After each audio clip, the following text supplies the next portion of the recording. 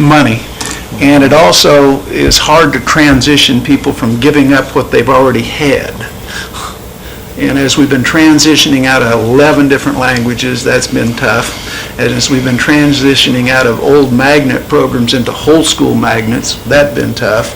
As we've been trying to transition through consortiums, which was an old model, to a new model, quality everywhere, that's been tough. And as we've been trying to raise the expectations for all racial groups, that's been tough.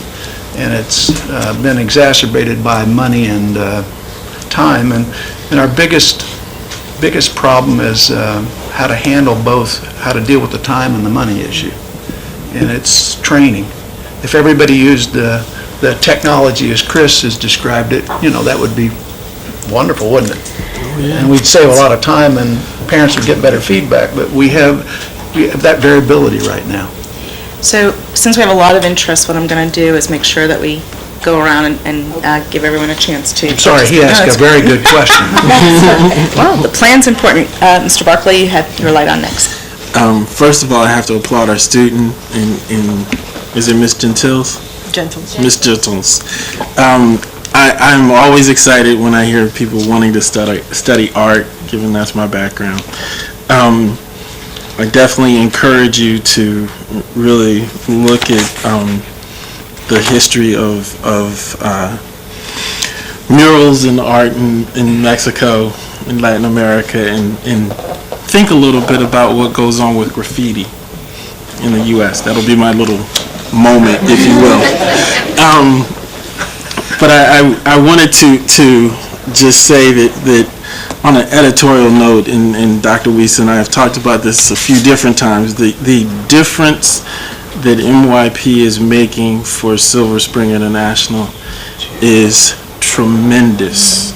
It is tremendous in really changing the perception of the school and really the impact that it's having on our young people and their ability to do just what, I love the name of the project because it is to exercise your passion and to get you to really see all these exciting things that are out there and available to you in becoming a lifelong learner. So I really applaud all of the staff at SSI and Ms. Parkane. You've done just such a great job of leading this school through what were some very difficult times to the success that we're seeing right now. And I think it's really important to know that commitment that we've made in using the IB, the middle years program, is kind of the signature, has made a real difference for the whole community. And I think we do have to look at, there was mention in the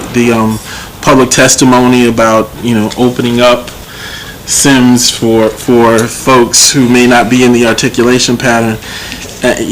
How that would be done, I'm not sure, but I do think that we should be creative about looking at some of those things because it may address some of the capacity issues that are of real concern.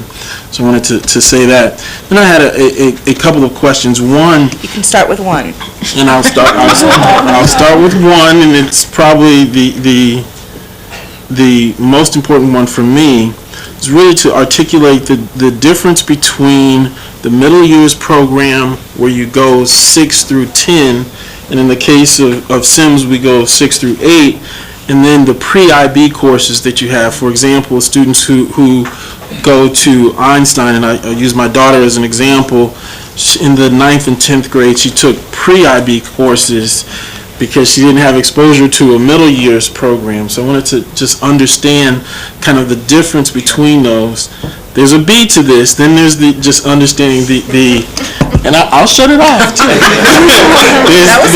there's the other side, which is understanding the difference between what is our application IB at Richard Montgomery and those that are self-select at all of our other high schools, Rockville, Seneca Valley, Springbrook, Einstein, Kennedy, Well, the diploma, the MYP 6 through 10 and the MYP 6 through 8 versus pre-IB. Pre-IB is a Montgomery County creation. It's not an international baccalaureate program. International Baccalaureate program started in 1968 or 69 with just the diploma program. And we got on that train in 1987 with the Richard Montgomery program. And the Richard Montgomery program was originally developed, as Dr. Weiss mentioned, as a desegregation magnet. Since then, they chose very specifically the International Baccalaureate program. Blair chose a science and tech and a humanities approach when they started. When we started with the diploma program at RM, there was no MYP, no PYP. They were just building their program in place. And what schools were doing, who were diploma programs all over the world, is they were essentially making programs that were supporting students in the lower grades to get ready for the diploma program. So we did what almost every other diploma program school did. We created our own way to make sure that students were ready for that. 96 or 97, IB comes along with the PYP and the MYP to support that. So they developed it more as a whole school program. We developed pre-IB as a get students ready for the IB. So that's the fundamental difference. One is a whole school approach. As Vicki mentioned, it works along multidisciplinary themes, areas of